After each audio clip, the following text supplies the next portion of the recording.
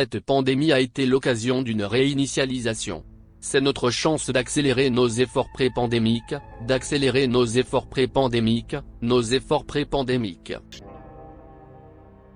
Les salutations. Bienvenue dans la tradition commune. Je suis votre hôte, Randy Maguire. Je crois que le Canada est fondé sur des principes qui reconnaissent la suprématie de Dieu et la primauté du droit. Je crois que la Bible chrétienne fournit le fondement de notre système juridique et est la source de tous les droits de l'homme, qu'elle est le guide de l'utilisateur ultime pour notre société. Je crois que le gouvernement Trudeau et ses partenaires internationaux se considèrent comme l'autorité ultime sur toute l'humanité, considèrent la primauté du droit comme le principal obstacle à leur exercice d'un pouvoir illimité et ont violé à plusieurs reprises la loi divine dans le seul but de saper la primauté du droit et nous priver de tous nos droits humains. Pensez à l'usure. Vous ne facturerez pas de prêt à votre frère, d'intérêt sur l'argent, d'intérêt sur la nourriture, d'intérêt sur tout ce qui est prêté à intérêt. Vous pouvez exiger un intérêt étranger, mais vous ne pouvez pas exiger un intérêt de votre frère, afin que le Seigneur votre Dieu vous bénisse dans tout ce que vous entreprenez dans le pays où vous entrez pour en prendre possession. En 1935, le 10e Premier ministre du Canada, William Lyon Mackenzie King, a déclaré « Une fois qu'une nation se sépare du contrôle de sa monnaie et de son crédit, peu importe qui fait les lois de la nation. L'usure, une fois sous contrôle, détruira n'importe quelle nation. La question de la monnaie et du crédit est restituée au gouvernement et reconnue comme sa responsabilité la plus sacrée, tout discours sur la souveraineté du Parlement et sur la démocratie est vain et futile. » Et ainsi, en 1938, il a modifié la loi sur la Banque du Canada pour nationaliser la Banque du Canada. La nationalisation de 1938 a permis à la Banque centrale de financer des projets d'infrastructures fédéraux, provinciaux et municipaux sur une base presque sans intérêt. Les intérêts qu'elle percevait, s'il y en avait, remontaient au Trésor fédéral. De 1935 à 1974, des projets comme le réseau routier transcanadien, la voie maritime du Saint-Laurent, les universités et les hôpitaux ont tous été financés par des prêts sans intérêt ou presque de la BDC. La Banque centrale a également soutenu l'effort du Canada pendant la Seconde Guerre mondiale. Pendant toute cette période, la dette fédérale totale s'est maintenue à un peu moins de 50 milliards de dollars. Puis, en 1974, sous la direction du Premier ministre Pierre Trudeau, par directive du cabinet et sans loi du Parlement, le Canada a rejoint la Banque privée des règlements internationaux, BRI, en Suisse, une sorte de banque centrale des banques centrales supervisant les banques centrales privées à travers la planète. Après 1974, la BDC a cessé de prêter au gouvernement fédéral, provinciaux et municipaux, les forçant à emprunter auprès de prêteurs privés et étrangers à des taux d'intérêt qui montent en flèche, entraînant depuis des déficits et une dette énorme. En 2005, Comer, le comité de Toronto sur la réforme monétaire et économique, déclare que les Canadiens ont payé environ 60 milliards de dollars par an en intérêts inutiles, soit plus de 2000 milliards de dollars. En utilisant le même nombre de 60 milliards de dollars par an, cela représenterait 1,2 billion de dollars supplémentaires au cours des 15 dernières années pour un total de 3,2 billions de dollars, que les Canadiens ont versé dans les poches des banquiers privés du monde. Je ne suis pas économiste, mais il semble que le bannissement de l'usure par le Premier ministre King du Royaume fonctionnait très bien. Je veux dire, non seulement nous avons traversé 6 ans de guerre mondiale victorieux, mais nous l'avons fait sans jamais augmenter notre dette nationale et en possession de la 3e marine la plus puissante du monde. Je ne suis pas non plus un expert en sécurité nationale, mais à la lumière de cette histoire, j'ai du mal à considérer les actions prises par le cabinet libéral de 1974 comme autre chose que de la trahison. Alors, que pensent les experts en sécurité nationale qui dirigent nos agences de sécurité fédérale de ce changement et d'autres changements fondamentaux apportés à notre pays par Pierre Trudeau? Pierre Elliott Trudeau est décédé le 28 septembre 2000.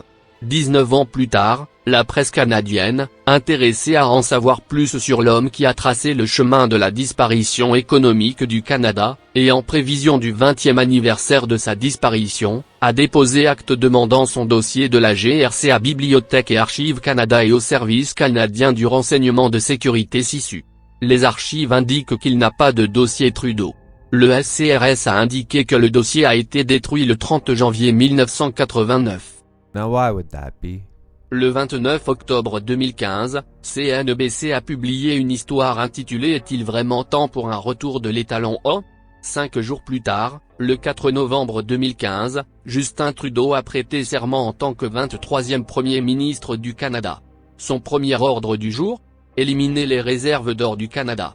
À peine 99 jours plus tard, le 11 février 2016, la CBC a publié un article intitulé Le Canada vend la plupart de ses réserves d'or. La raison? La décision de vendre l'or n'était pas liée à un prix de l'or spécifique, et les ventes sont menées sur une longue période et de manière contrôlée, a écrit le porte-parole du ministère des Finances, David Barnaby, dans un email à CBC News. Le gouvernement a depuis longtemps une politique de diversification de son portefeuille en vendant des biens matériels, comme l'or, et en investissant dans des actifs financiers qui sont facilement négociables et qui ont des marchés profonds d'acheteurs et de vendeurs, a-t-il déclaré. Et ainsi, le Canada, au milieu des spéculations d'un retour mondial à l'étalon or, a liquidé ses réserves d'or parce que l'or n'est pas facilement négociable et n'a pas un marché profond d'acheteurs et de vendeurs. Depuis ce temps, l'or a vu sa valeur augmenter de 54% tandis que les monnaies fiduciaires privilégiées par le gouvernement Trudeau ont toutes diminué en valeur. En fait, historiquement parlant, chaque monnaie fiduciaire, au fil du temps, perdra toute sa valeur. Image très sombre en effet. Mais regardez, à votre avis, l'humanité a dégradé des centaines de devises à travers les siècles.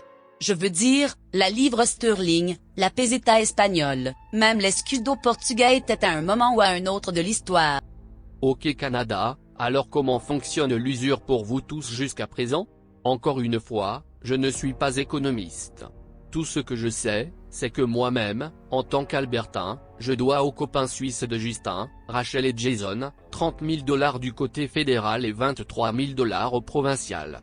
Je sais qu'avec ma femme et mes 2 enfants, notre famille doit à ces usuriers près d'1/4 million de $. C'est une hypothèque sur une propriété que nous ne possédons même pas. Pas exactement quelque chose dont nous allons nous occuper plus tard cette année. Ou est-ce un email complètement démystifié d'octobre de l'année dernière, censé avoir été divulgué par un membre d'un comité de planification libéral, qui, bien sûr, n'existe même pas. L'email présente un calendrier pour un certain nombre d'actions gouvernementales destinées à réinventer les systèmes économiques qui répondent réellement aux défis mondiaux tels que l'extrême pauvreté, les inégalités et le changement climatique. Mis à part l'origine discréditée de l'email, il est difficile d'ignorer sa validité prédictive. Jusqu'à présent, très peu de ce qui s'est passé au cours de l'année écoulée s'est éloigné du calendrier prévu. L'une de ces revendications les plus préoccupantes? Ce qu'on nous a dit, c'est que pour compenser ce qui était essentiellement un effondrement économique à l'échelle internationale, le gouvernement fédéral allait offrir aux Canadiens un allègement total de la dette. Voici comment cela fonctionne, le gouvernement fédéral offrira d'éliminer toutes les dettes personnelles, hypothèques, prêts, cartes de crédit, etc., dont tout le financement sera fourni au Canada par le FMI dans le cadre de ce qui deviendra le programme World Debt Reset. Maintenant, encore une fois, je ne suis pas un économiste, je ne suis pas non plus un profi, cependant, ce type est les deux. C'est à partir du 25 mars 2021. Peter, vous étiez l'un des rares à l'avoir appelé correctement avant la crise financière de 2008. Vous avez mis en garde contre les prêts hypothécaires à risque et la façon dont le marché immobilier allait s'effondrer, faisant des ravages dans tout le système financier. Et écoutez, je veux dire que vous avez été ridiculisé par certains à l'époque, mais nous savons tous comment cela s'est passé. Et aussi mauvais que cela ait été, oui, vous prévoyez maintenant bien pire. Mais je pense que l'or va remplacer le dollar comme principal actif de réserve pour toutes les banques centrales. Donc certainement, tout à fait dans le domaine du possible. Mais que se passe-t-il quand et si l'économie mondiale perd confiance dans le dollar? Qu'est-ce qui prend le relais comme monnaie de réserve mondiale? Que devient la valeur par défaut alors? Eh bien, tout d'abord, avant que le dollar ne soit la monnaie de réserve, toutes les autres monnaies que vous avez mentionnées étaient adossées à l'or. Je veux dire, il n'était pas seulement fiat. Je veux dire que le dollar est la première monnaie de l'histoire à atteindre ce statut de pure monnaie fiduciaire. D'accord, donc il n'y a pas d'argent réel derrière ça. Et donc, je pense que ce qui va se passer dans un monde où aucune banque centrale n'émet actuellement de monnaie légitime, n'est-ce pas? La monnaie légitime serait une monnaie adossée à de l'or, de l'argent réel.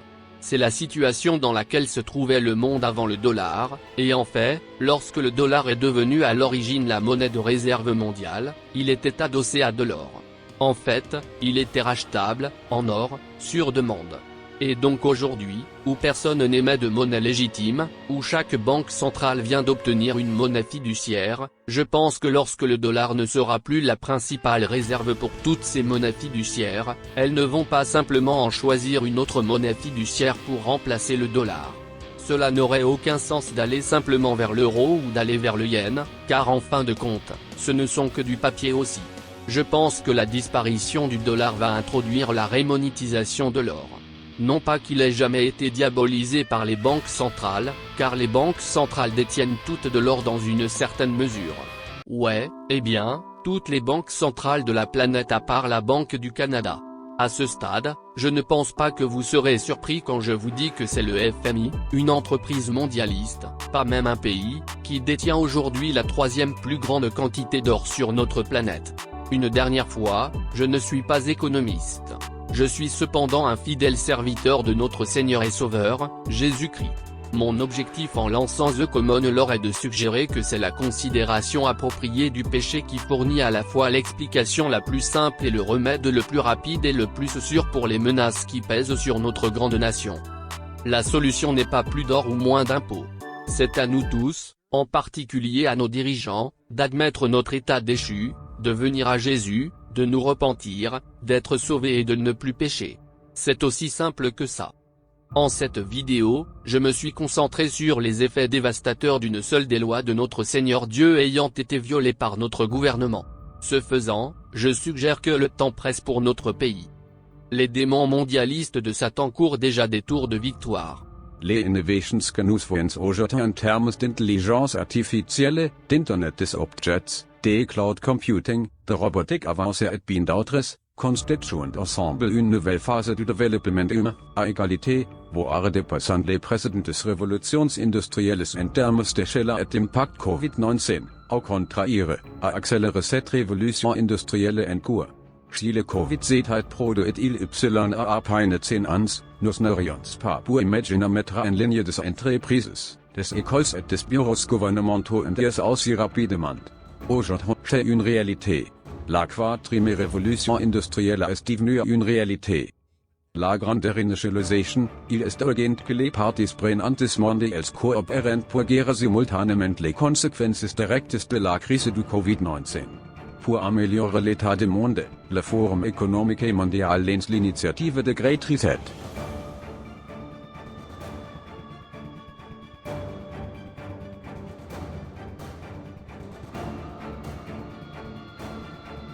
Je crois que nous ne sommes qu'à quelques semaines d'être à nouveau enfermés.